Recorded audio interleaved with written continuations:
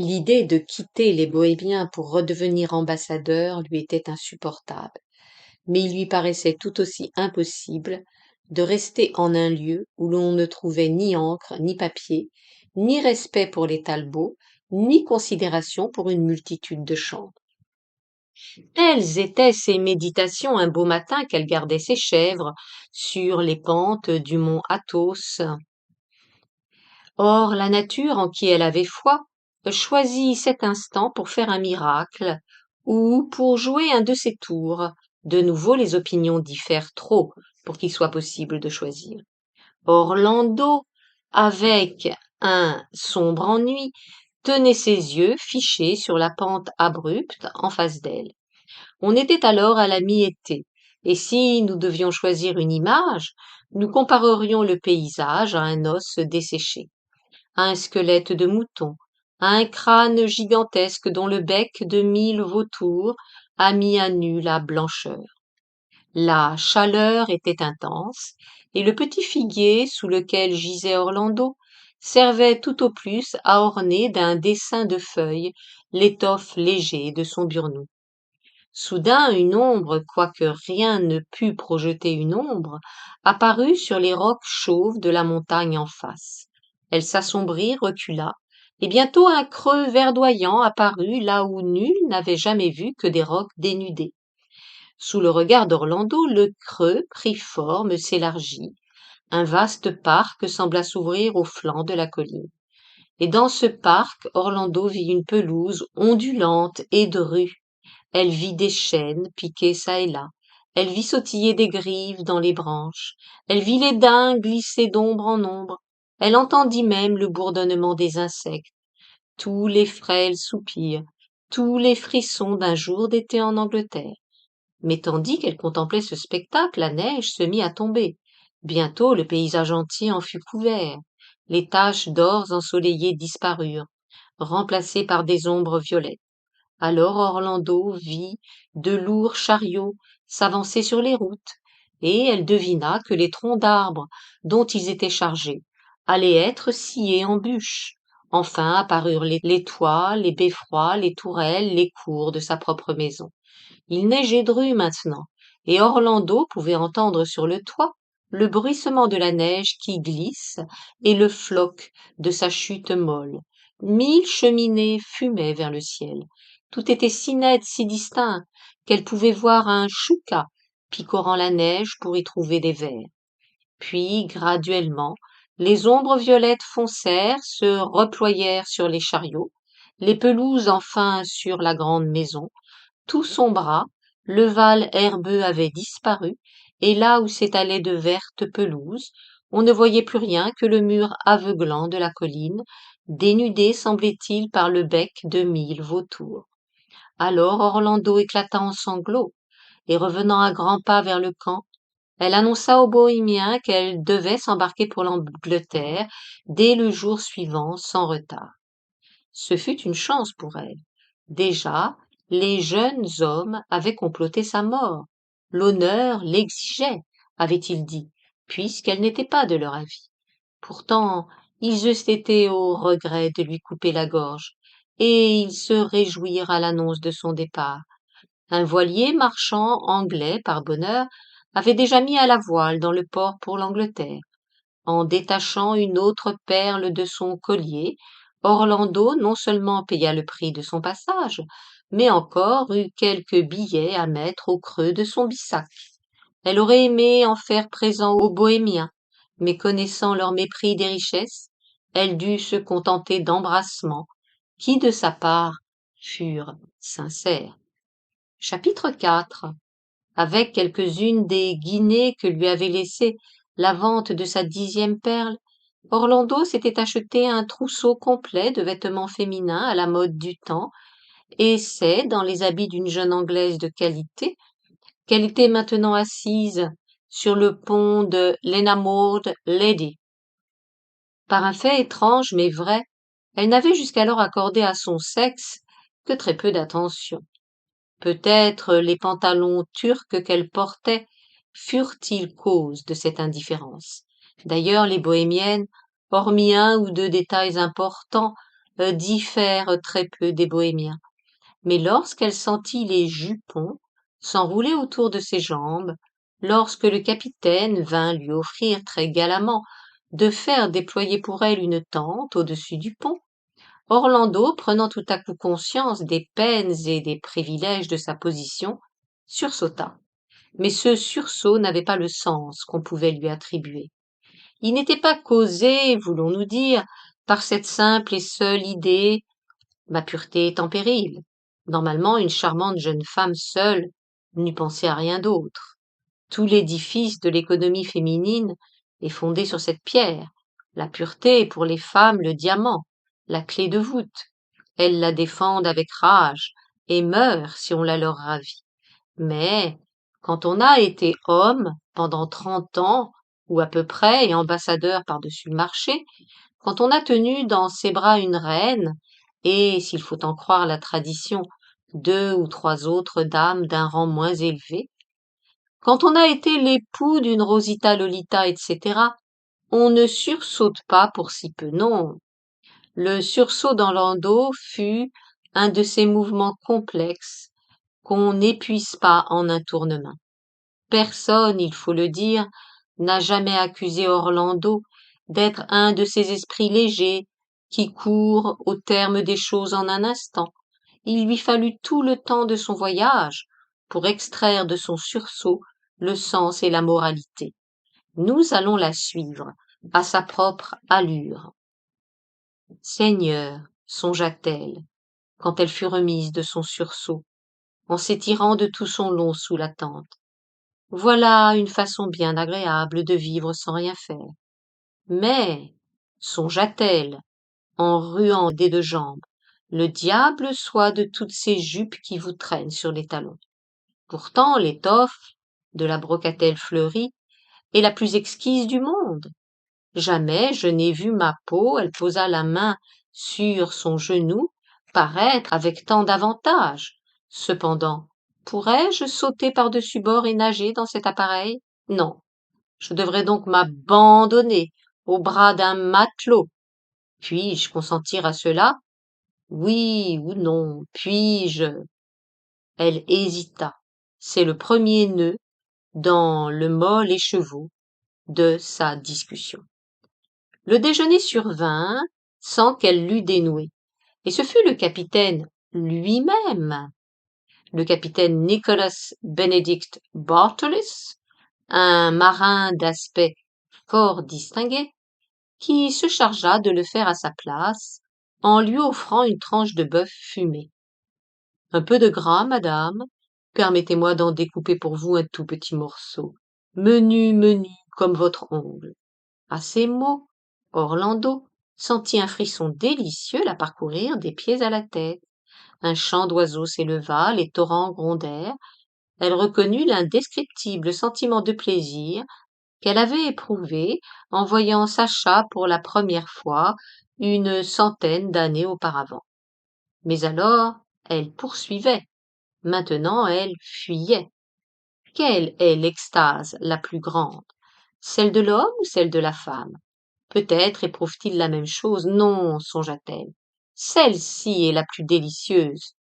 Poliment, elle refusait. Refuser, le voir s'assombrir. Eh bien, soit, puisqu'il insistait, mais un tout petit morceau, un soupçon. Voilà qui était le plus délicieux de tout. Céder, le voir sourire. Non, songea-t-elle, en s'étendant à nouveau sur le pont et en reprenant sa discussion. Il n'y a pas de bonheur plus céleste. Résister puis céder puis résister. Cela jette l'âme dans un ravissement que rien d'autre ne peut donner. Je me demande même, poursuivit-elle, si je ne vais pas me jeter par-dessus bord pour le plaisir d'être sauvée par un matelot, après tout. Nous prions le lecteur de se souvenir qu'Orlando était comme un enfant qui entre en possession d'un jardin ou d'une armoire à jouets. Ces raisonnements ne conviendraient pas à des femmes mûres qui ont eu le temps, dans leur vie, de se familiariser avec tout cela. Mais comment diable appelions-nous, nous autres, jeunes gars, dans les sabords de la Marie-Rose, les filles? qui se jette par-dessus bord pour le plaisir d'être sauvé par un matelot, dit-elle. Nous avions un mot pour les désigner. Ah, nous les appelions. Il nous faut omettre le mot car il était par trop malsonnant et faisait un drôle d'effet sur les lèvres d'une dame. Seigneur, Seigneur, cria de nouveau Orlando en conclusion de ses pensées. Dois-je donc maintenant respecter l'opinion de l'autre sexe, si monstrueuse que je la trouve? Puisque je porte des jupes, puisqu'il m'est impossible de nager, puisque j'ai besoin d'un matelot pour me sauver. Morbleu, cria-t-elle, il le faudra bien. Sur quoi une humeur noire la saisit. Elle était d'un naturel candide, ennemie de tout équivoque, et les mensonges l'ennuyaient. Ses façons de biaiser lui semblaient une dérobade. Pourtant, réfléchit-elle, la brocatelle fleurie, le plaisir d'être sauvée par un matelot, si l'on n'arrivait à eux qu'en biaisant, biaiser, devenait légitime sans doute. Elle se souvint que, jeune homme, elle avait exigé des femmes qu'elles fussent obéissantes, chastes, parfumées et revêtues d'atours délicieux. Pour ces désirs d'antan, réfléchit-elle, je devrais désormais payer de ma propre personne, car les femmes, si j'en crois mon expérience naissante, ne sont naturellement ni obéissantes, ni chastes, ni parfumées, ni revêtues d'atours délicieux. Elles n'atteignent à ces grâces, qui sont pour elles l'unique moyen de goûter aux joies de l'existence, que par la plus fastidieuse discipline. Il faut, songea-t-elle, se coiffer, et cette opération à elle seule me prendra 1 heure chaque matin. Il faut se mirer dans la glace 1 autre heure. Il faut se corseter, se lasser, se laver, se poudrer, quitter la soie pour la dentelle et la dentelle pour le brocart. Il faut demeurer chaste, du 1er de l'an à la Saint-Sylvestre. À ces mots, elle agita le pied avec tant d'impatience qu'elle découvrit bien 1 pouce ou 2 de son mollet. Un marin, perché dans la hune et qui par hasard à cette minute regardait vers le pont, en eut un tel sursaut que le pied lui manqua, ce fut miracle qu'il en réchappa. Quoi, songea Orlando, la vue de mes chevilles peut entraîner la mort d'un honnête garçon chargé sans doute d'une femme et d'une famille. En toute humanité, je dois donc les garder couvertes. Pourtant, ses jambes n'étaient pas le moindre de ses charmes. Orlando tomba dans une méditation profonde. L'étrange embarras s'il faut que tous les charmes d'une femme soient couverts de peur qu'un marin ne choie de sa hune. Que la vérole les ronge, dit-elle enfin. Elle venait d'apprendre ce qu'en d'autres circonstances on lui eût enseigné tout enfant, les responsabilités sacrées de la femme. Et voilà bien le dernier juron auquel j'aurai droit, songea-t-elle. Dès que j'aurai posé le pied sur le sol d'Angleterre, je n'aurai pas le droit non plus de fendre la tête à un homme, de le traiter de menteur, de tirer mon épée et de le pourfendre, de siéger au milieu de mes pairs, de porter une couronne, de marcher en procession, de condamner un homme à mort, de commander à une armée, de caracoler dans Whitehall sur un palefroid, ni de porter sur ma poitrine 72 médailles diverses. Mon seul droit, dès que j'aurai posé le pied sur le sol anglais, sera de servir le thé en demandant à ces messieurs comment ils l'aiment. Le sucrez-vous, monsieur? Avez-vous accoutumé d'y mêler de la crème? Tandis qu'elle chuchotait ces derniers mots, elle comprit soudain avec horreur quel mépris pour l'autre sexe, le sexe fort, avait aujourd'hui remplacé dans son âme la gloriole de jadis. Ils tombent de leur une, songea-t-elle, parce qu'ils voient les chevilles d'une femme. Ils s'habillent en polichinelle et plastronnent dans les rues pour capter le regard des femmes. Ils refusent aux femmes la moindre instruction de peur d'être un jour leur risée. Ils rampent aux pieds de quelques mauviettes en jupon, et puis ils s'en vont par le monde avec l'air d'être les rois de la création. Ciel, songea-t-elle, quelle pantin ils ont fait de nous! Quels pantins nous sommes! L'ambiguïté de ces paroles semble montrer qu'à ce moment Orlando distribuait impartialement ses blâmes aux deux sexes parce qu'elle n'appartenait à aucun. Et en effet, elle paraissait vivre pour l'instant dans une oscillation perpétuelle. Elle était homme, elle était femme, elle connaissait les secrets, partageait les faiblesses des deux camps. C'était un état d'esprit déroutant, avec des sautes à donner le tournis et aucune des douceurs de l'ignorance. Orlando était comme une plume dans cet ouragan. Ce n'est donc pas merveille, à force d'opposer ainsi un sexe à l'autre pour les trouver alternativement pleins des plus lamentables faiblesses, sans être jamais sûr d'appartenir à aucun, ce n'est donc pas merveille, dis-je, qu'Orlando fut prête à fondre en larmes et à crier qu'elle voulait revenir en Turquie pour être à nouveau bohémienne. Lorsque, en une gerbe d'éclaboussures, l'ancre s'enfonça dans la mer, les voiles s'affalèrent sur le pont.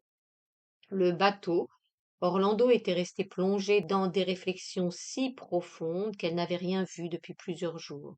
Le bateau venait d'être mis à l'ancre devant la côte d'Italie. Le capitaine lui fit demander aussitôt s'il aurait le plaisir et l'honneur de l'emmener dans sa vedette jusqu'à la côte. Lorsqu'elle revint le matin suivant, elle s'étendit à sa place sous la tente et avec la plus grande bienséance disposa les plis de sa robe autour de ses chevilles.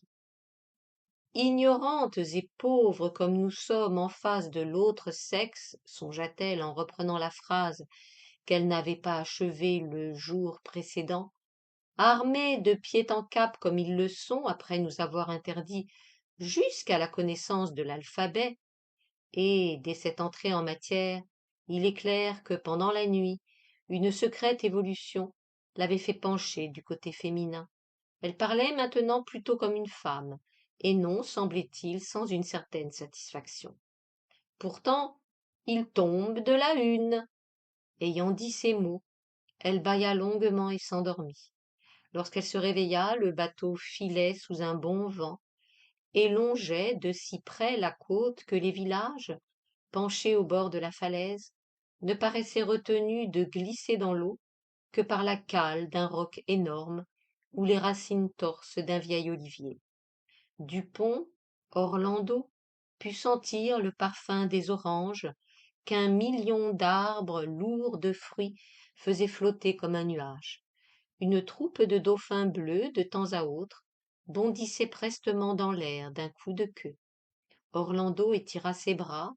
Les bras, avait-elle appris déjà, n'ont pas des effets aussi fatals que les jambes, et remercia le ciel de ne pas devoir caracoler dans Whitehall sur un cheval de guerre, ni même condamner un homme à mort.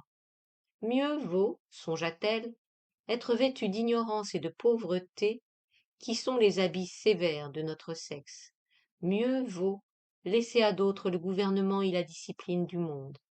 Mieux vaut être quitte d'ambition guerrière, volonté de puissance et autres désirs virils, si l'on peut ainsi jouir sans partage des plus exaltantes ivresses que connaisse l'esprit humain. Je veux dire, prononça-t-elle à voix haute, comme toujours lorsqu'elle était profondément émue, la contemplation, la solitude, l'amour.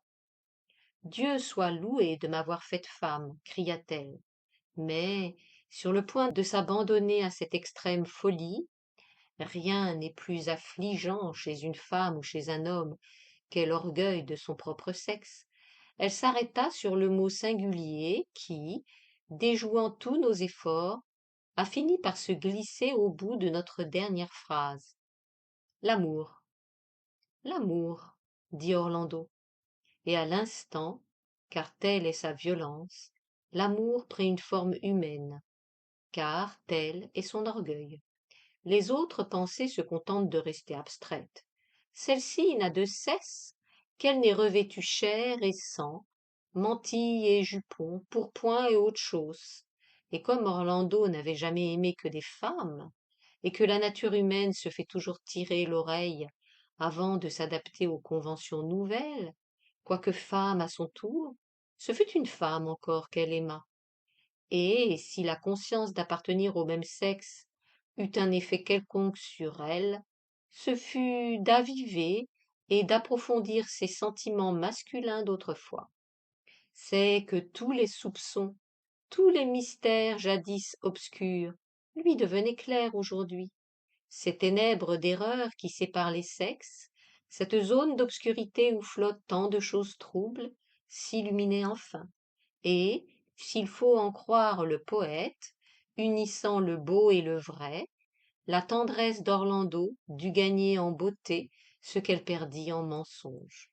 Enfin, elle connaissait la vraie Sacha. L'ardeur de cette découverte, la chasse au trésor ainsi révélé, l'emplirent d'une telle extase, d'un tel ravissement, qu'elle eut la sensation d'un boulet de canon explosant à ses oreilles, lorsque soudain une voix mâle dit: Voulez-vous me permettre, madame? Une poigne mâle la fit se lever, et des doigts mâles, avec un trois-mâts tatoué sur le médius, furent pointés vers l'horizon. Les falaises d'Angleterre, madame, dit le capitaine, et de la main qu'il avait pointée vers l'horizon, il salua. Orlando, à ces paroles, eut un second sursaut encore plus violent que le premier. Seigneur Jésus, cria-t-elle. Par bonheur, la vue de la terre natale après une longue absence excusait à la fois le sursaut et l'exclamation, sans quoi elle eût été fort en peine d'expliquer au capitaine Bartolus la furieuse tempête d'émotions contradictoires qui l'assaillit à cet instant. Comment lui dire qu'elle, cette femme qui tremblait à son bras, avait été duc et ambassadeur? Comment lui expliquer qu'elle, enveloppée maintenant comme un lys dans les plis de sa brocatelle, avait fracassé des crânes, connu l'amour de femmes légères au milieu des sacs de butin, dans des navires de pirates, par les soirs d'été fleuris de tulipes, bourdonnant d'abeilles, de Wapping Old Stairs. Elle-même ne pouvait s'expliquer la violence du sursaut qui l'avait secouée quand la dextre virile du capitaine lui avait montré les falaises des îles britanniques. Refuser puis céder, murmura-t-elle, quel délice! Poursuivre et conquérir, quelle noblesse! Comprendre et raisonner, quelle grandeur! Aucun des termes ainsi accouplés ne lui semblait faux. Pourtant, à mesure que s'approchaient les falaises crayeuses, elle se sentit coupable, profanée, impure, ce qui, pour une femme qui n'avait pas accordé une pensée au péché, était au moins étrange. Les falaises grandirent, grandirent, jusqu'au moment où l'on vit nettement les cueilleurs de salicornes. À les regarder, Orlando sentit trottiner dans son âme comme un fantôme narquois qui va bientôt ramasser les plis de sa robe et s'évanouir dans les airs, Sacha l'a perdu, Sacha le souvenir dont elle venait à l'instant même d'éprouver la réalité surprenante, Sacha qui, sentit-elle, par sa mimique, ses mots et ses grimaces, témoignait tout son irrespect aux falaises et aux cueilleurs de salicornes. Et lorsque les marins de leur voix nasillarde entonnèrent Allons, adieu, dames d'Espagne, les mots éveillèrent un écho dans l'âme triste d'Orlando.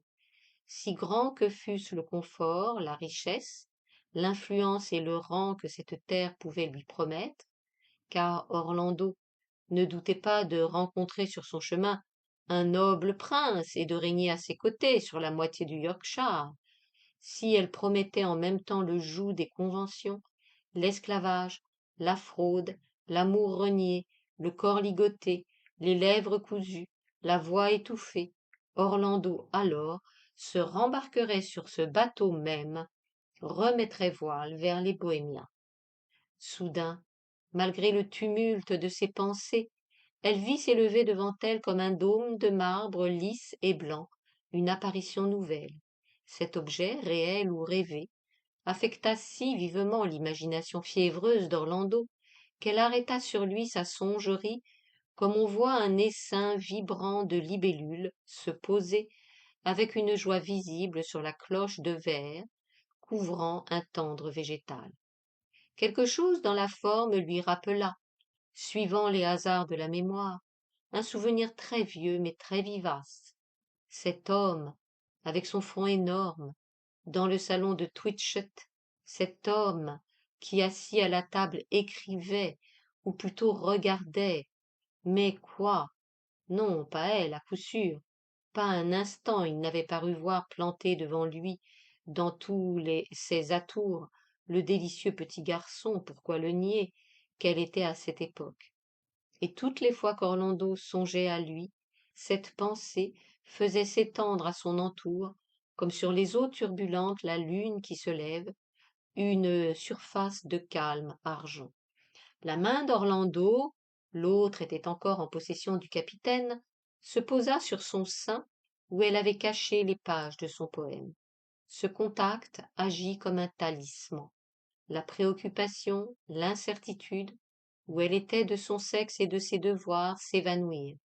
Orlando ne pensa plus qu'à la gloire de la poésie, et les grands vers de Marlowe, de Shakespeare, de Milton et de Ben Jonson bondirent et graves grondèrent comme une cloche d'or que heurte un battant d'or dans cette tour de cathédrale qu'était maintenant son esprit. En fait, l'image d'un dôme de marbre, vision si vague tout d'abord qu'elle avait rappelé à Orlando un front de poète et fait lever en elle tout un vol d'absurdes pensées, n'était pas imaginaire mais vraie, et lorsque le navire remonta la Tamise, devant une brise favorable, l'image, avec tout son cortège d'associations, s'effaça dans le réel qui n'était, ni plus ni moins, que le dôme d'une vaste cathédrale s'élevant dans une dentelle de flèches blanches. Saint Paul, dit le capitaine Bartolus, debout à son côté. La tour de Londres, poursuivit-il. L'hôpital de Greenwich, élevé en mémoire de la reine Marie par son époux, feu Sa Majesté Guillaume III. L'abbaye de Westminster, le Parlement. À leur nom, un à un, ces édifices fameux se levaient. C'était un beau matin de septembre. Une myriade de barques s'entrecroisaient de rive à rive. Rarement spectacle plus gai ou plus attrayant accueillit un voyageur à son retour. Orlando, penché à la proue, restait muette d'étonnement. Ses yeux, trop longtemps, n'avaient connu que la nature ou les sauvages, pour ne pas être éblouis par ces splendeurs urbaines. Ainsi le dôme qu'elle voyait était celui de Saint-Paul, que Mr. Wren avait bâti pendant son absence. Tout à côté jaillit au sommet d'une colonne l'éclair d'une chevelure d'or. Le capitaine Bartolus était là pour lui apprendre le nom du monument. Il y avait eu la peste et le feu pendant son absence, dit-il. Malgré ses efforts pour retenir ses larmes, Orlando sentit ses yeux se mouiller. Mais par bonheur, elle se souvint que les pleurs sied aux femmes, et put laisser couler les siens. Voici donc, songea-t-elle, le lieu de ce grand carnaval. Voici où se dressaient les vagues à cette place, clapotaient aujourd'hui allègrement, où se dressait le pavillon du roi. Voici où elle avait rencontré Sacha pour la première fois. Et voici à peu près, elle plongea son regard dans les eaux scintillantes, la place où l'on avait accoutumé de voir, gelée dans son bateau, la marchande des 4 saisons avec des pommes au creux de sa jupe. Splendeur et corruption s'étaient évanouies la nuit obscure, les cataractes monstrueuses, les eaux sauvages du dégel. Là où l'on avait vu se ruer, tournoyante, la horde des icebergs jaunâtres avec, accrochés à leurs flancs, des grappes de malheureux épouvantés, flottait une couvée de cygnes immaculés, souples, superbes. Londres elle-même avait complètement changé depuis le dernier séjour d'Orlando. Elle avait gardé le souvenir d'un amas de petites maisons noires au front de scarabées. Les têtes des rebelles grimaçaient sur les pics de Temple Bar. Le cailloutis des rues était parsemé de déchets et d'ordures. Maintenant, du navire qui longeait Wapping, elle voyait s'ouvrir au passage des routes larges en bon alignement. D'énormes coches aux attelages bien nourris attendaient à la porte des maisons dont les fenêtres rondes, les vitres larges, les marteaux polis témoignaient de l'aisance et de la paisible dignité de leurs propriétaires. Des dames en robes de soie fleurie, elles braqua la lunette du capitaine, marchaient sur des trottoirs surélevés. Des citoyens en vestes brodées prenaient des prises de tabac au coin des rues sous des réverbères. D'après le sujet des enseignes peintes qui se balançaient un peu partout dans le vent, Orlando prit une idée rapide du tabac, des étoffes, de la soie, de l'or, de l'argenterie, des gants, des parfums et des 1000 denrées que l'on vendait dans les boutiques. Elle ne put aussi, tandis que le bateau glissait vers son ancrage près de London Bridge, que jeter un coup d'œil vers les fenêtres des cafés, le temps de voir sur des terrasses, puisque le temps était beau, un grand nombre de citoyens décents qui, assis bien à l'aise, des soucoupes de porcelaine devant eux, des pipes en terre à la portée de la main, écoutaient la gazette que l'un d'eux lisait à haute voix, non sans l'interrompre souvent par des éclats de rire ou par des commentaires. Étaient-ce là des tavernes? Étaient-ce là des beaux esprits?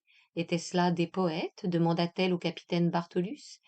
Il lui apprit obligeamment qu'à ce moment même, si elle voulait bien tourner la tête un peu à gauche et regarder dans la direction de son index, là, ils étaient en train de dépasser le cocotier, où, précisément, le voici, l'on pouvait voir Mr. Addison en train de prendre son café. Quant aux deux autres gentilshommes, voyez, madame, un peu à droite du réverbère, un bossu, et l'autre comme vous et moi. C'étaient Mr. Dryden et Mr. Pope. De tristes coquins, dit le capitaine, entendant par là qu'ils étaient papistes, mais des hommes de talent tout de même, ajouta-t-il en précipitant vers l'arrière pour surveiller les dispositions d'accostage. Addison, Dryden, Pope, répéta Orlando, comme si ces mots eussent formé une incantation. Un instant, elle revit les hautes montagnes dominant Brousse. L'instant d'après, elle avait posé le pied sur sa terre natale. Mais Orlando devait apprendre à ses dépens ce que pèsent les émois, les palpitations d'un cœur passionné devant la loi d'airain, plus dure que les pierres de London Bridge, plus implacable que 14 gueules des canons.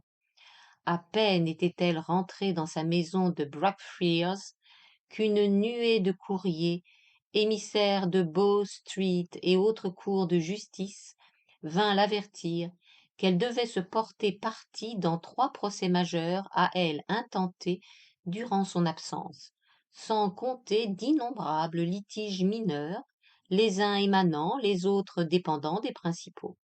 Les charges essentielles relevées contre elle étaient, premièrement, qu'elle était morte et ne pouvait par suite rien détenir en légitime propriété. Deuxièmement, qu'elle était une femme, ce qui revenait très sensiblement au même. Troisièmement, qu'elle était un duc anglais, lequel, ayant épousé une dame Rosita Lolita danseuse, avait eu d'elle 3 fils, lesquels, déclarant maintenant leur père décédé, réclamaient tous ses biens comme leur étendue.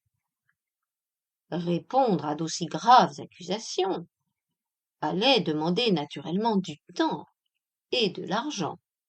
Cependant, tous ces biens étaient mis sous scellés, et ces titres prononcés en suspens, tant que les procès seraient en chicane. Ce fut dans cette position hautement ambiguë, sans savoir elle-même si elle était vivante ou morte, homme ou femme, duc ou inexistante, qu'Orlando descendit par poste jusqu'à sa maison de campagne, où, attendant l'arrêt de la cour, la loi lui permettait de résider dans le plus strict état d'incognito ou incognita, selon le tour que prendraient les choses. Elle arriva par un beau soir de décembre, la neige tombait, les ombres violettes avaient la même inclinaison exactement que dans sa vision de brousse. La grande maison s'étalait, plus semblable à une ville qu'à une maison, brune et bleue, rose et pourpre dans la neige, toutes ses cheminées fumant activement comme animées d'une vie personnelle. Orlando ne put retenir un cri lorsqu'elle aperçut sa masse paisible couchée au centre des prairies. Quand le coche jaune, entrant dans le parc, roula dans l'allée au milieu des arbres, Les daims fauves dressèrent leurs têtes attentives, et l'on eût dit qu'au lieu de montrer leur timidité coutumière, ils suivirent le coche pour se masser enfin dans la cour où il s'arrêta. Quand la marche fut abaissée et qu'Orlando mit pied à terre, les uns balancèrent leurs andouillés, les autres frappèrent le sol de leurs sabots. L'un d'entre eux même, rapporte-t-on, vint s'agenouiller dans la neige devant elle. Orlando étendit la main vers le marteau, mais déjà la porte s'ouvrait toute grande, et, dans la lueur des flambeaux et des torches qu'ils élevaient qu'ils élevaient à bout de bras, voici qu'apparurent Mrs. Grimsditch, Mr. Dupper et toute la maison de serviteurs groupés pour l'accueillir. Mais le bon ordre de la cérémonie fut interrompu d'abord par Canute, le chien courant qui manqua de renverser Orlando dans la violence et l'ardeur de ses caresses, puis par Mrs. Grimsditch, qui, hors d'elle, voulant esquisser une révérence, suffoqua d'émotion et ne put que balbutier Milord, Milady, Milady, Milord, jusqu'au moment où Orlando la réconforta d'un franc baiser sur chaque joue. Alors, Mr. Dupper se mit à lire dans un parchemin, mais l'aboiement des chiens, les chasseurs soufflant dans leurs trompes et les cerfs bramant à la lune dans le désordre de la cour envahie firent bientôt une confusion si générale que rien n'avança plus que la foule des serviteurs, après s'être pressés autour de sa maîtresse et lui avoir témoigné de toutes les façons possibles l'immense joie de son retour, se dispersa comme de vent aux quatre coins de la maison. Pas un doute ne s'éleva sur l'identité d'Orlando avec l'Orlando de jadis. Et si le moindre soupçon avait effleuré un esprit humain, l'attitude des cerfs et des chiens aurait suffi à la réfuter, car les créatures muettes sont, comme chacun sait, de bien meilleurs juges que nous en matière de reconnaissance. D'ailleurs, comme le dit Mrs. Grimsditch par-dessus sa tasse de thé de Chine à Mr. Dupper le soir même, s'il devait avoir maintenant au lieu d'un lord une lady, il n'aurait pu la souhaiter plus aimable.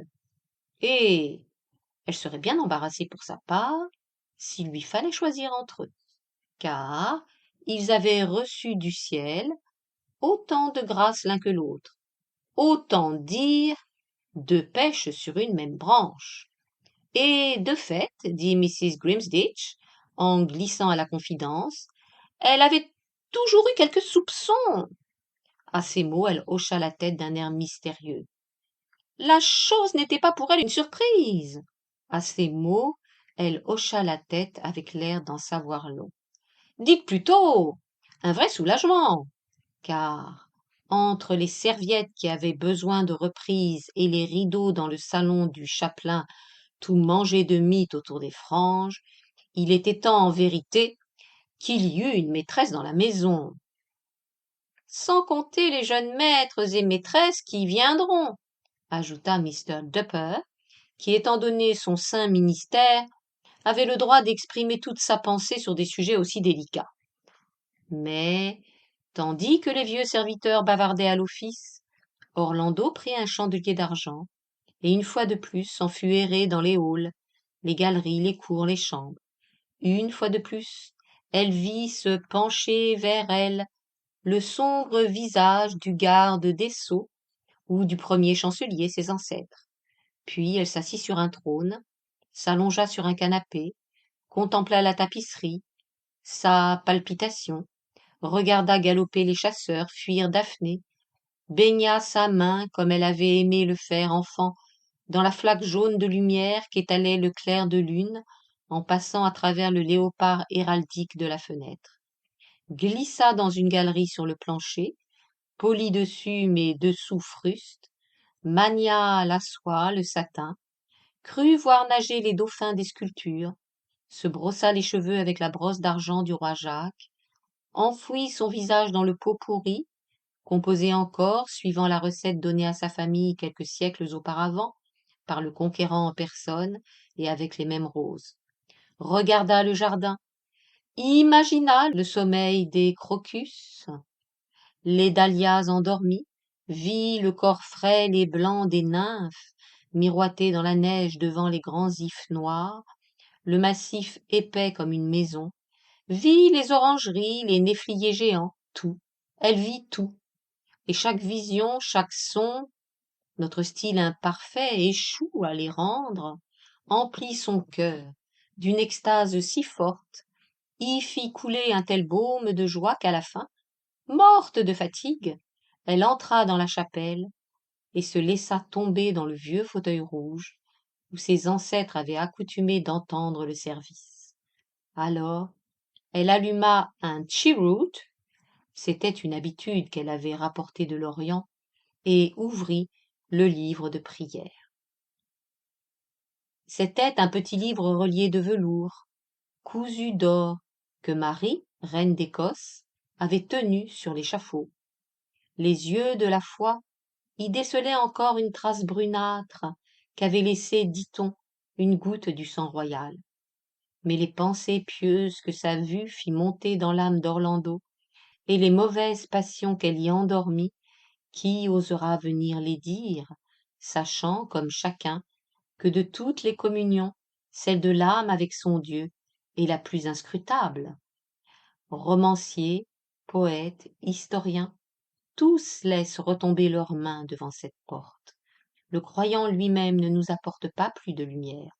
Le voit-on plus prêt à mourir ou plus zélé à distribuer ses richesses? Ne garde-t-il pas autant de servantes, autant de chevaux que le reste des hommes? Pourtant sa foi, s'il faut l'en croire, apprend à mépriser les richesses et à souhaiter la mort. Dans le livre de prières de la reine, tout contre la tache de sang était une boucle de cheveux et une miette de pâtisserie. À ces reliques, Orlando ajouta un brin de tabac et sans cesser de fumer et de lire, ému par l'humanité de ces débris hétéroclites, cheveux, pâtisserie, taches de sang, tabac, elle parvint à une émotion contemplative qui lui donna l'air de gravité convenable à ce lieu, mais sans qu'elle eût, dit-on, aucun commerce avec le Dieu habituel. Rien de plus arrogant que cette affirmation, pourtant si commune. De tous les dieux, un seul existe, le mien. De toutes les religions, une seule est valable, la mienne. Orlando paraît avoir possédé une foi particulière. En cet instant, avec la plus grande ardeur religieuse du monde, elle dénombrait ses péchés et les imperfections qui s'étaient glissées en rampant dans sa vie spirituelle. La lettre S, songeait-elle, est le serpent dans l'Éden du poète. Quoi qu'elle fît, il y avait encore beaucoup trop de ces reptiles maudits dans les premières strophes du chêne. Mais les S n'étaient rien encore, à son opinion, comparés avec la terminaison en, A-N-T. Le participe présent est le démon en personne, pensa-t-elle, puisque nous sommes dans un lieu où l'on croit aux démons. Échapper à ces tentations est le premier devoir du poète, conclut-elle, car l'oreille est l'antichambre de l'âme. La poésie peut corrompre et détruire, plus sûrement que la luxure ou la poudre à canon. L'office du poète, poursuivit-elle, est donc le plus haut de tous. Ses mots touchent au but quand les autres en restent loin. Une niaise chanson de Shakespeare a plus fait pour les pauvres et les méchants que tous les prêcheurs et les philanthropes du monde. On ne saurait donc dépenser trop de temps, ni un zèle trop pieux, pour rendre plus fidèles les mots porteurs de notre message. Nous devons modeler nos phrases jusqu'à en faire l'enveloppe sans épaisseur de nos pensées. Les pensées sont divines, etc., etc. Il est clair qu'Orlando se renfermait dans une religion que le temps avait encore renforcée pendant son absence et qu'elle acquérait rapidement l'intolérance du croyant. Je vieillis, pensa-t-elle, en reprenant à la fin son flambeau. Je suis en train de perdre quelques illusions, dit-elle en fermant le livre de la reine Marie, pour en gagner d'autres peut-être. Et elle descendit parmi les tombes où gisaient les ossements de ses ancêtres.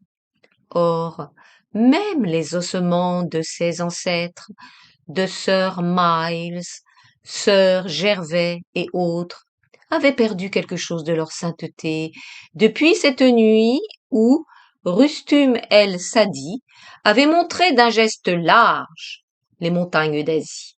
Orlando ne pouvait oublier que seulement 3 ou 4 siècles auparavant, ces squelettes avaient été des hommes cherchant à faire leur chemin dans le monde, comme n'importe quel ambitieux moderne qui l'avait fait en amassant des maisons et des charges, des jarretières et des rubans à la manière de tous les ambitieux, et que, cependant, des poètes, peut-être des génies et des réduits, ayant opté pour la paix des champs, avaient dû, champs CHAMPS, avaient dû payer ce choix d'une pauvreté extrême et mesuraient aujourd'hui des zones d'étoffe dans le Strand, où faisaient paître les troupeaux dans la campagne. Ces pensées emplirent Orlando de remords.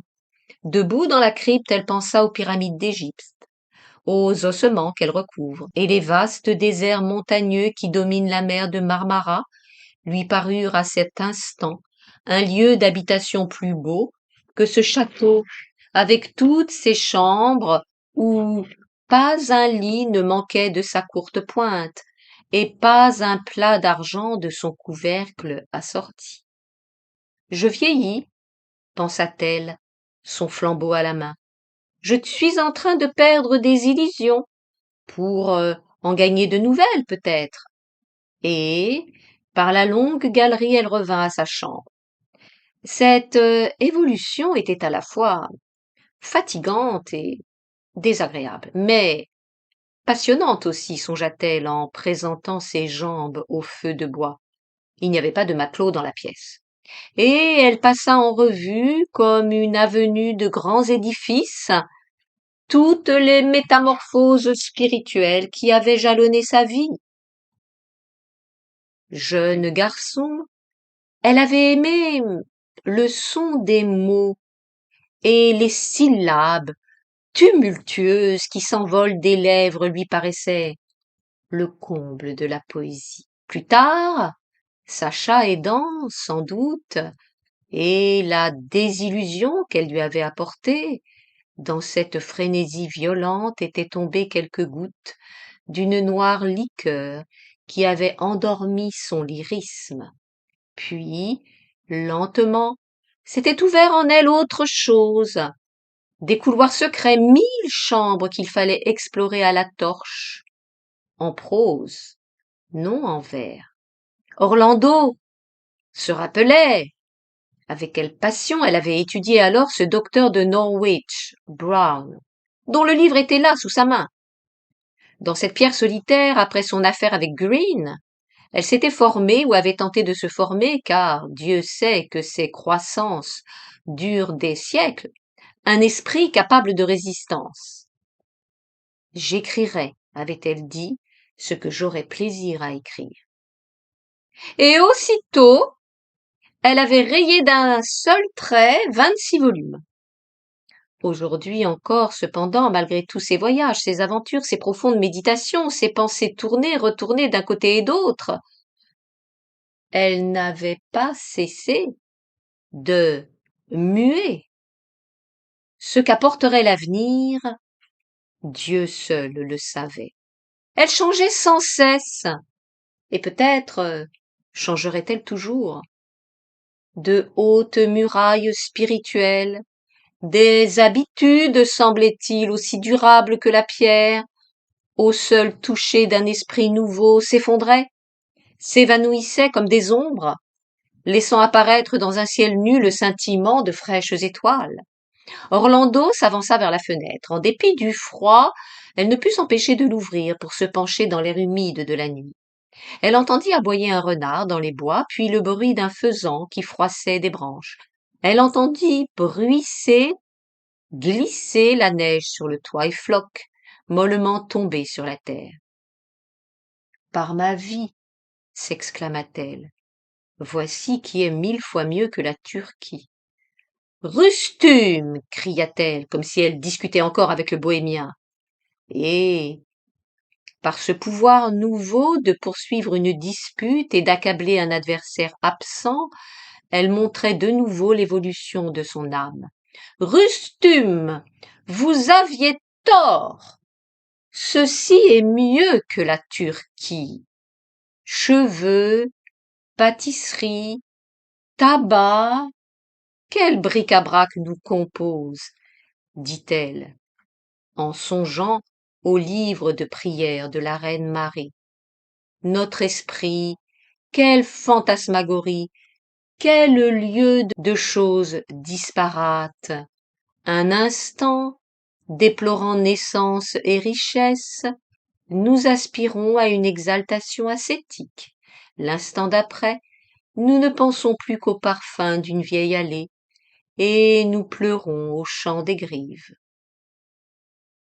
Alors, déroutés à l'ordinaire par la multitude des choses inexpliquées qui nous apportent leur message sans laisser deviner leur sens, Orlando jeta son cheroot par la fenêtre et s'en fut se mettre au lit.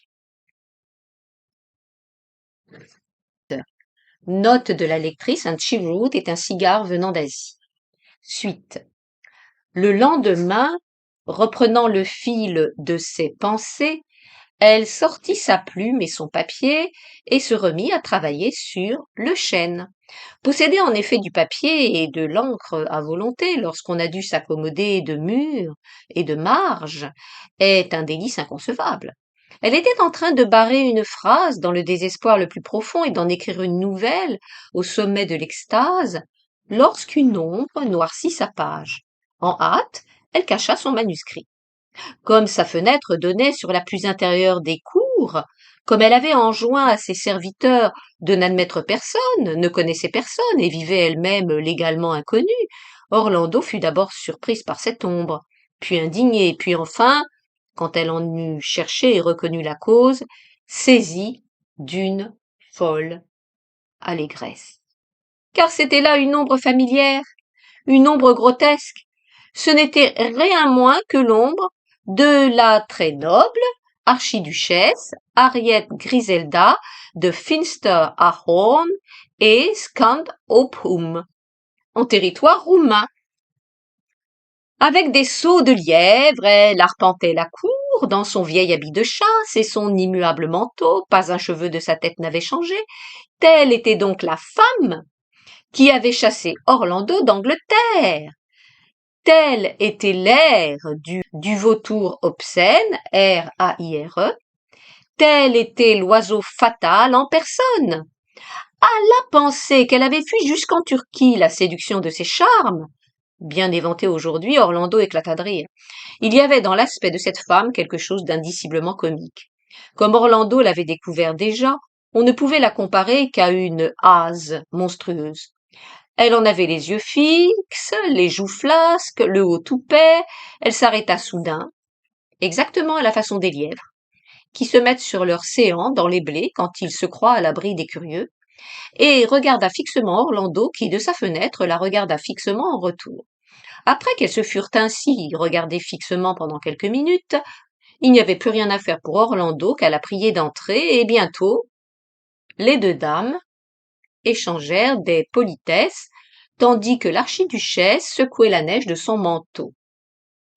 La peste soit des femmes, se dit Orlando, en allant chercher dans le buffet un verre de vin. Elles ne vous laissent jamais un moment de paix.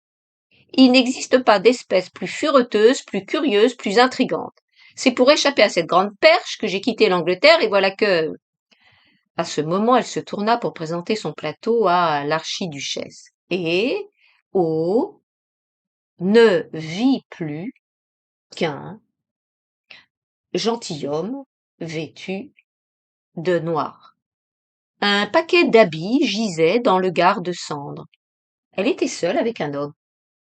À ce coup de théâtre qui, d'une part, la ramenait à la conscience de son propre sexe, qu'elle avait complètement oublié, et d'autre part repoussait son hôte dans les régions lointaines du sexe adverse, doublement bouleversé, Orlando se sentit défaillir. Là! Cria-t-elle en portant la main à son sein. Quelle peur vous m'avez causée! Douce créature! S'écria l'archiduchesse en pliant un genou et en pressant du même geste un cordial contre les lèvres d'Orlando. Pardonnez-moi ce stratagème. Orlando sirota le vin, tandis que l'archiduc, un genou en terre, lui baisait la main. Bref, ils jouèrent leur rôle d'homme et de femme pendant 10 minutes, avec beaucoup d'entrain, pour en venir enfin à une conversation naturelle.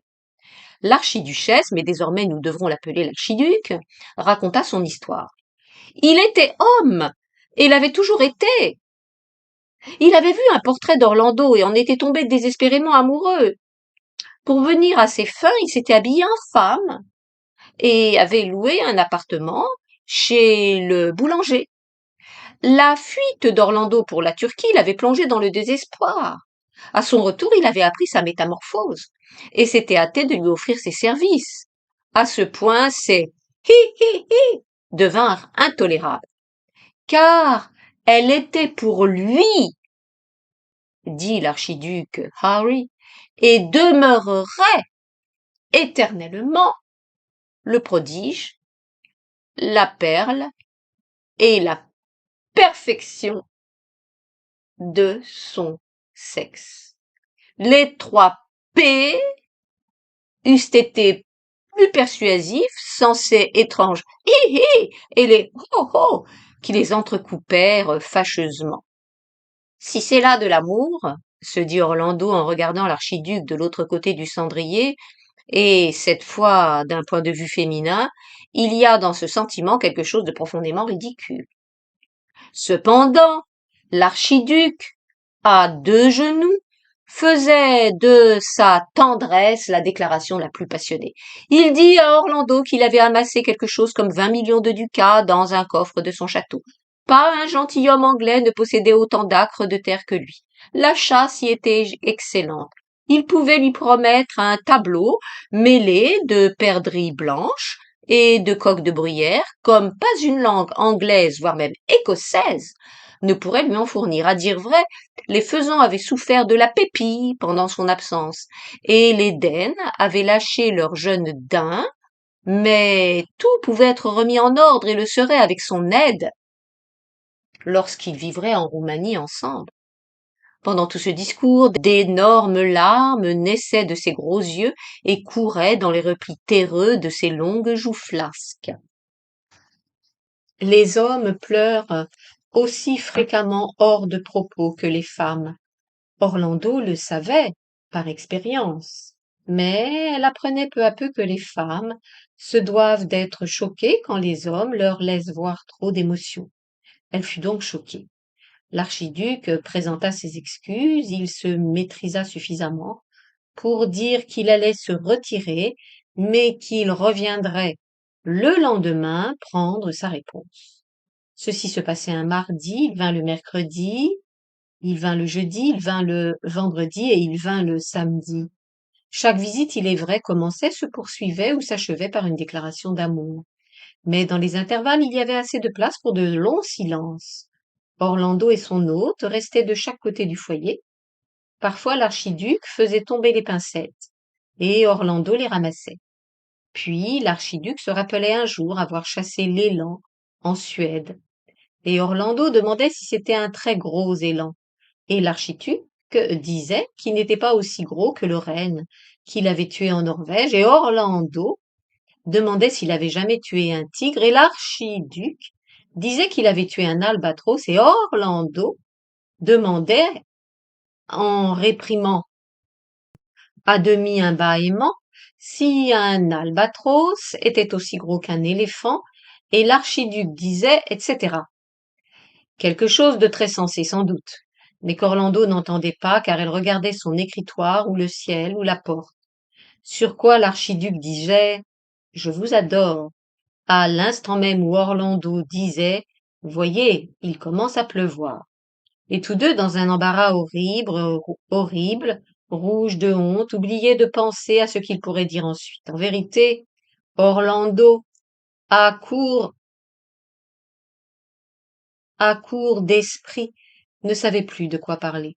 Elle allait être, pensait-elle, forcée de l'épouser quand elle s'avisa d'un jeu qu'on nomme mouche posée et où l'on peut perdre de grandes sommes d'argent avec une très petite dépense d'esprit. Par cet artifice fort simple, qui demandait seulement pour être mis en œuvre 3 morceaux de sucre et une provision de mouches, on put surmonter l'embarras de la conversation et éviter la nécessité du mariage. En moins de rien, l'archiduc paria 500 livres contre un teston qu'une mouche allait se poser sur tel morceau et non sur tel autre. Ainsi, les matinées passèrent. Les 2 partenaires surveillaient les mouches, qui étaient naturellement paresseuses à cette saison, et passaient souvent 1 heure ou 2 à faire le tour du plafond, jusqu'au moment où une belle mouche bleue faisait son choix et décidait du gain. Plusieurs centaines de livres changèrent de main à ce jeu.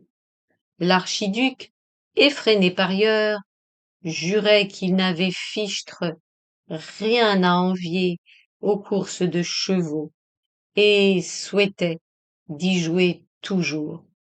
Mais Orlando s'en lassa vite. À quoi bon être une femme belle et jeune, se dit-elle, si je dois passer tous mes matins à regarder des mouches bleues en tête-à-tête avec un archiduc. La vue seule du sucre lui fit bientôt horreur. Quant aux mouches, elles lui donnaient le tournis.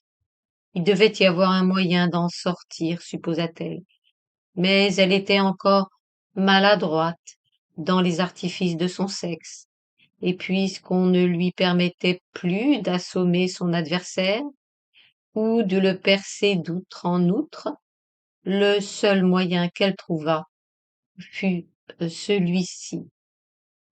Elle attrapa une mouche bleue, l'écrasa délicatement. C'était une mouche à demi morte déjà, sans quoi la bonté d'Orlando envers les animaux lui eût interdit ce geste. Elle l'écrasa délicatement et la fixa par une goutte de gomme arabique sur un morceau de sucre, pendant que l'archiduc contemplait le plafond. Elle substitua adroitement ce morceau à celui sur qui elle avait misé, cria posez, posez, et déclara qu'elle avait gagné son pari.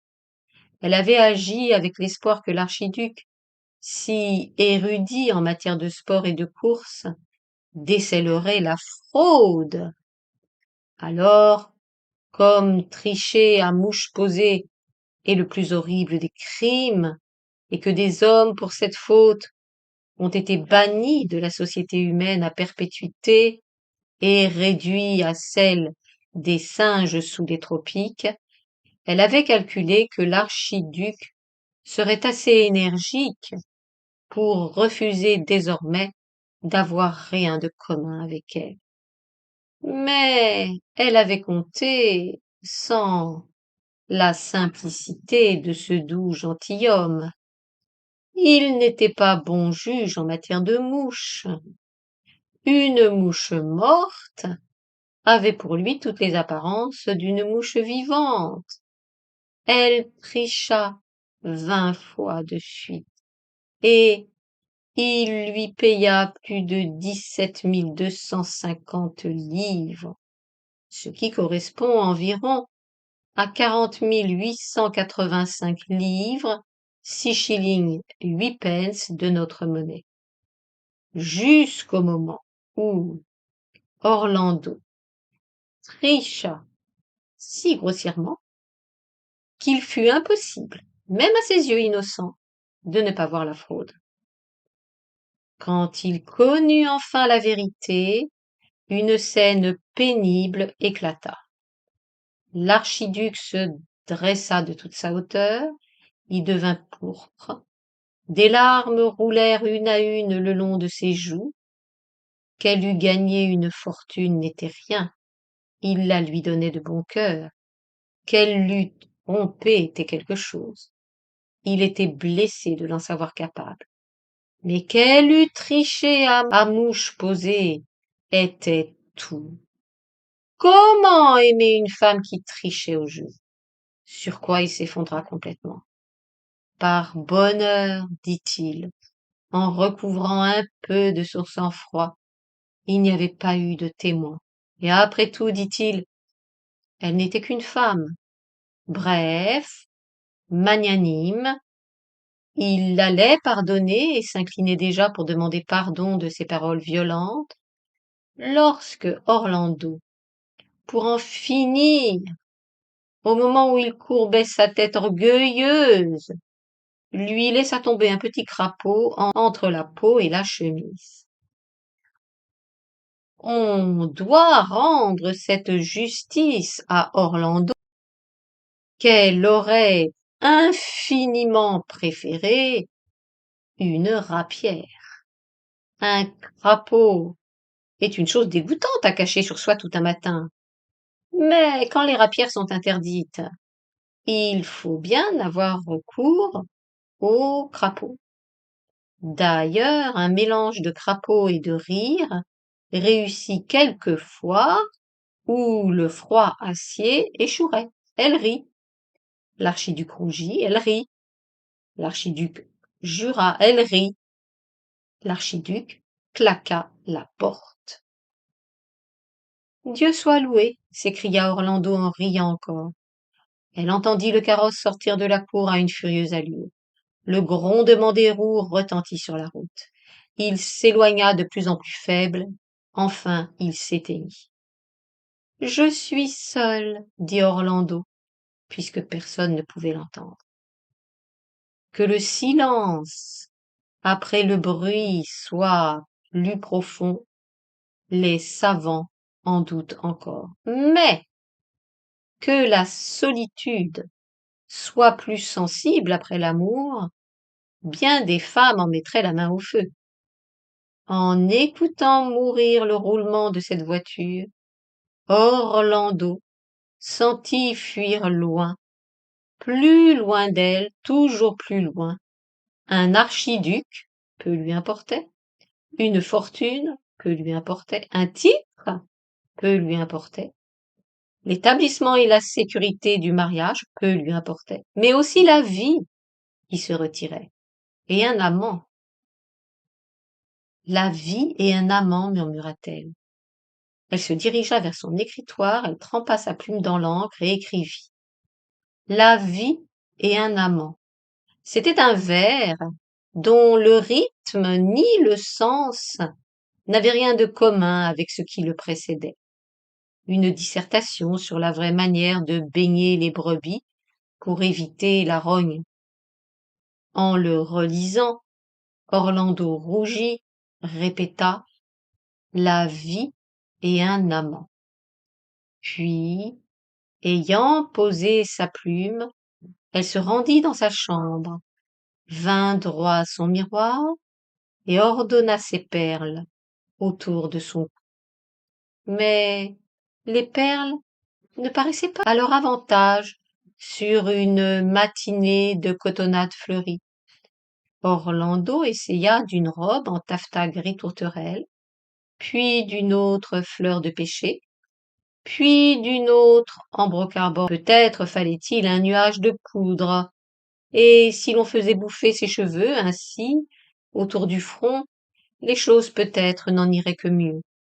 Puis, Orlando enfila des mules pointues, fit glisser à son doigt l'émeraude d'une bague.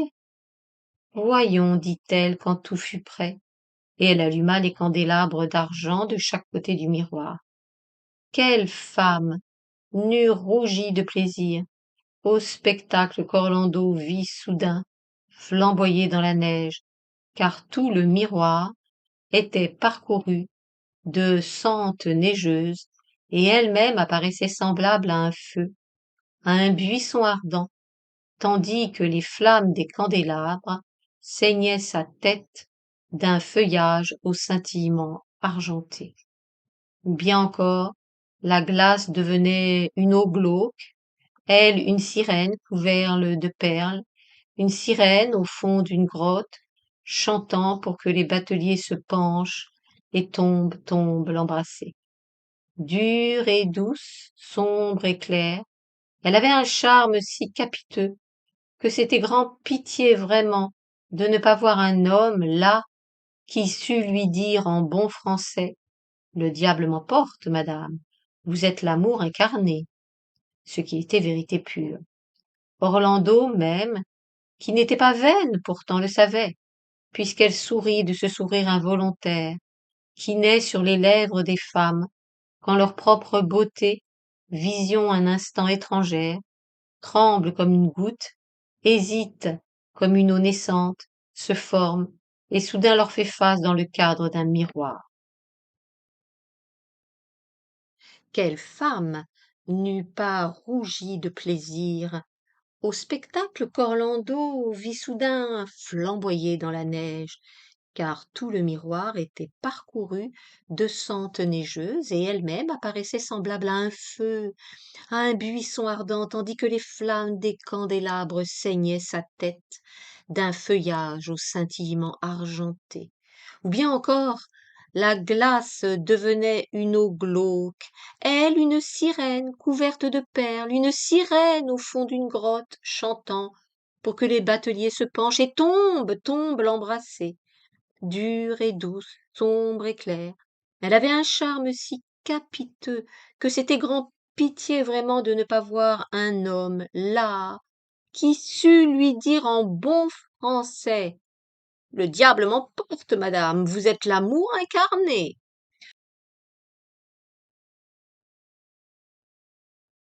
Orlando sourit ce sourire, puis écouta et n'entendit rien que la brise dans les feuillages. Alors elle soupira. La vie et un amant. Pirouetta sur ses talons, fit voler vivement les perles de son cou, le satin de ses épaules, apparut en simple culotte de soie noire comme n'importe quel gentilhomme, et sonna. Lorsqu'arriva le domestique, elle lui ordonna de faire avancer immédiatement un carrosse à 6 chevaux. Des affaires urgentes l'appelaient à Londres. 1 heure après le départ de l'archiduc, la voici partie à son tour. Nous saisirons l'occasion de ce trajet. Le paysage était un honnête paysage anglais, qui ne demande pas de description.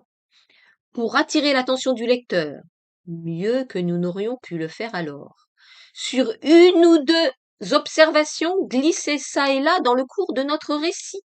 On a peut-être remarqué par exemple qu'Orlando, surprise, cacha son manuscrit. On l'a vu ensuite se contempler longuement et attentivement dans son miroir, et en ce moment même, tandis que son carrosse roulait vers Londres, elle sursautait, réprimait un cri toutes les fois que les chevaux galopaient un peu trop vite.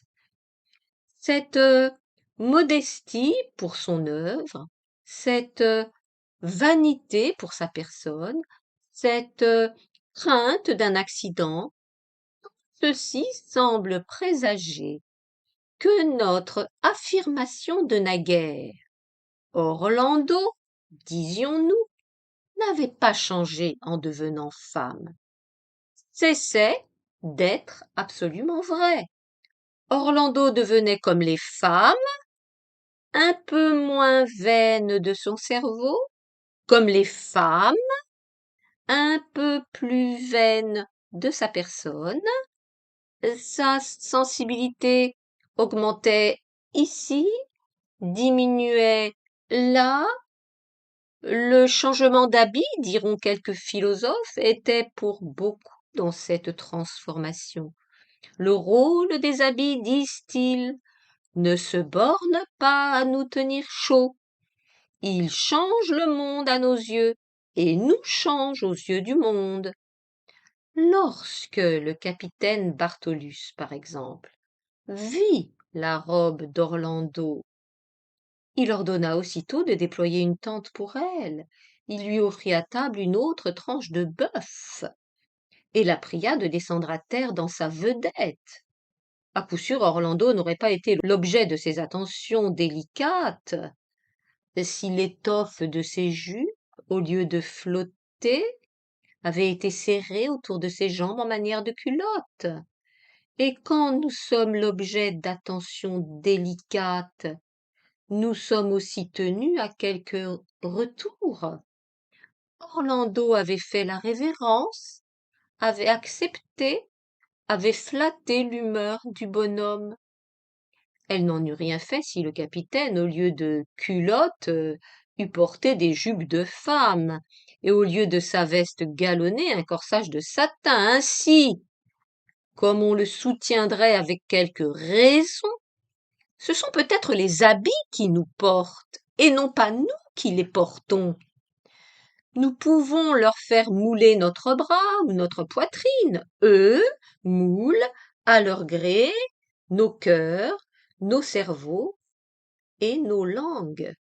Chez Orlando, le port des habits féminins avait, au bout de quelque temps, modifié même les traits du visage. Comparez le portrait d'Orlando homme avec celui d'Orlando femme. L'identité des deux personnages n'est pas douteuse, et pourtant, certains changements apparaissent.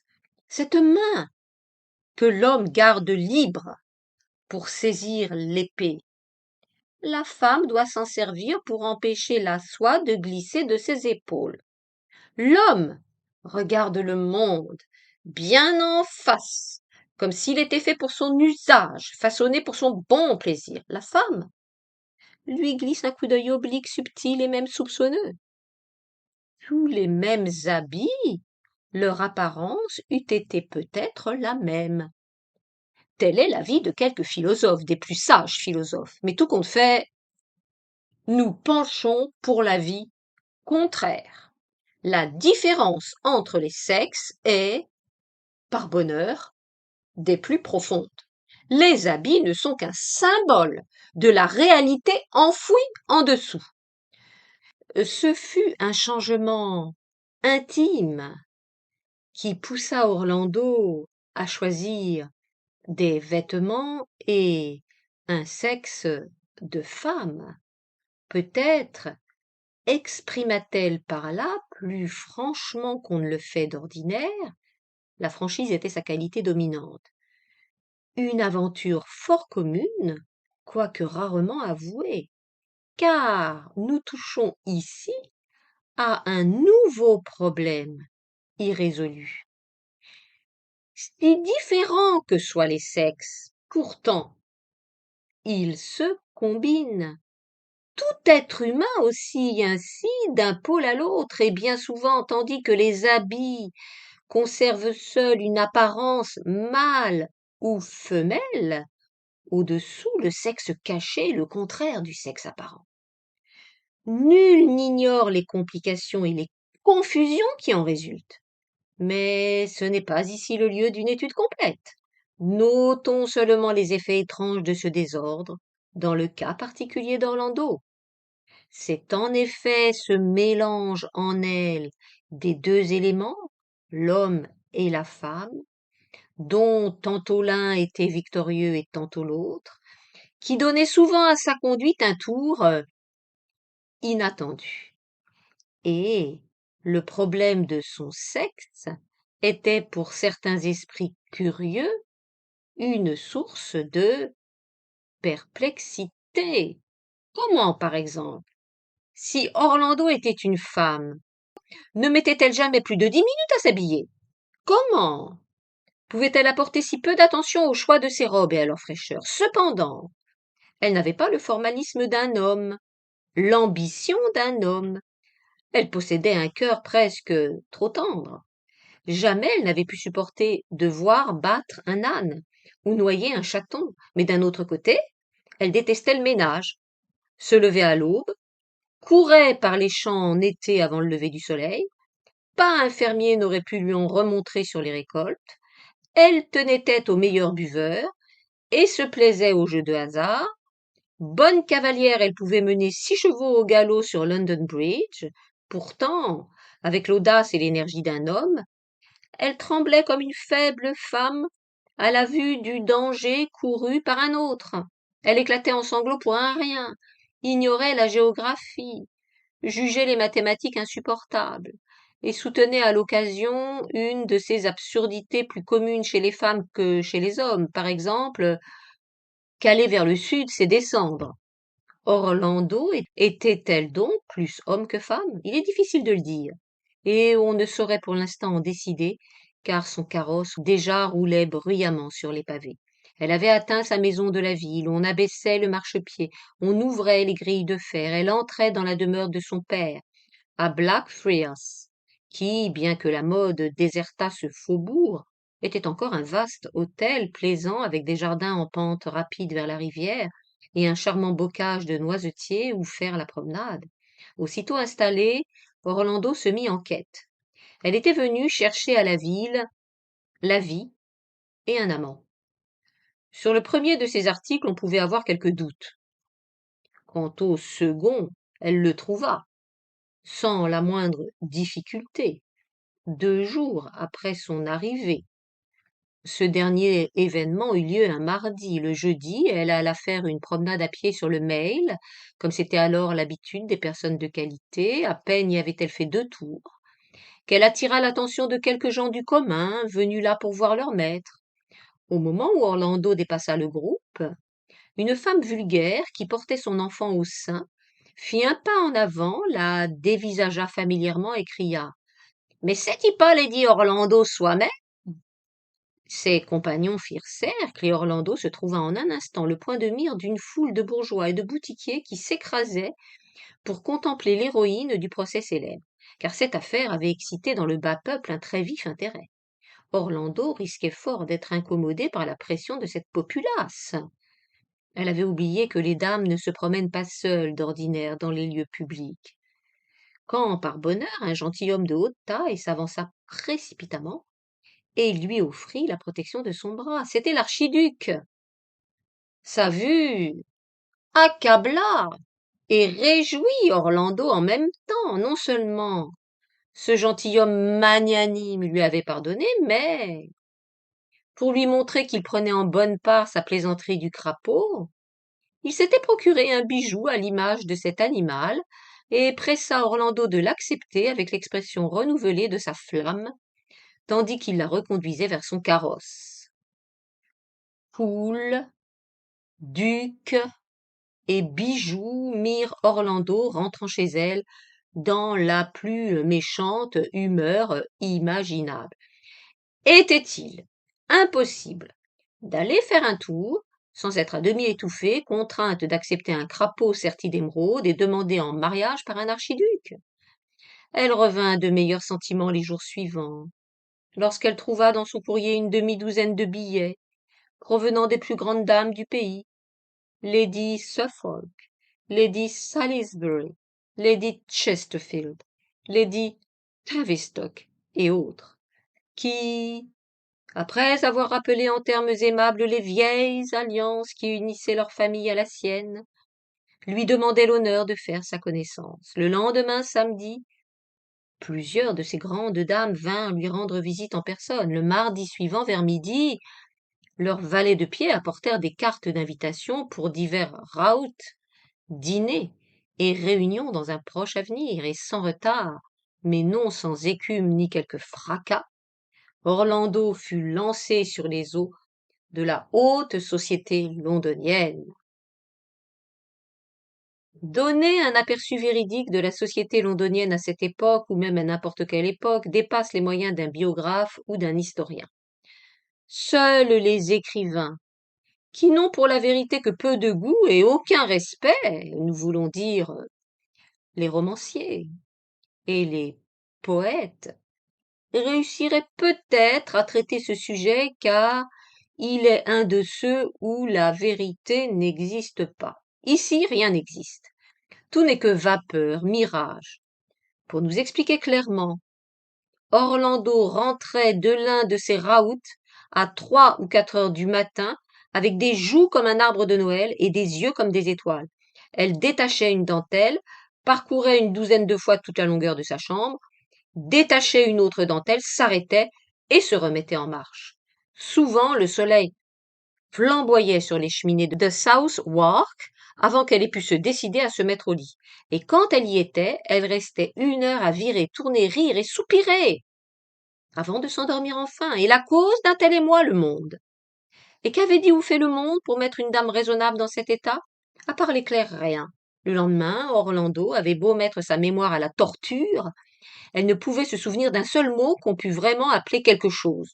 Lord O s'était montré galant.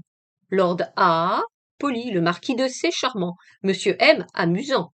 Mais lorsqu'elle essayait de retrouver en quoi leur galanterie, leur politesse, leur charme ou leur esprit avaient consisté, il fallait bien que sa mémoire fût en faute, puisqu'elle ne pouvait rien citer de précis. C'était toujours la même chose. Rien ne durait jusqu'au lendemain. Mais l'excitation du moment était intense. Ainsi, nous sommes forcés de voir dans le monde un de ces breuvages que les maîtresses de maison habiles servent chaud aux environs de Noël, et dont la saveur dépend du mélange et de l'agitation convenable d'une douzaine d'ingrédients. Prenez l'un d'eux à part, il est insipide. Prenez à part Lord O, Lord A, Lord C ou Mr. M, et chacun d'eux séparé n'est rien. Agitez-les ensemble, et ils se combinent pour donner la plus enivrante des saveurs, le plus séduisant des parfums. Cependant, cette ivresse, cette séduction échappe entièrement à notre analyse. Au même instant donc, le monde est tout et le monde n'est rien. Le monde est le plus fort breuvage qui soit, et pourtant le monde n'a aucune réalité.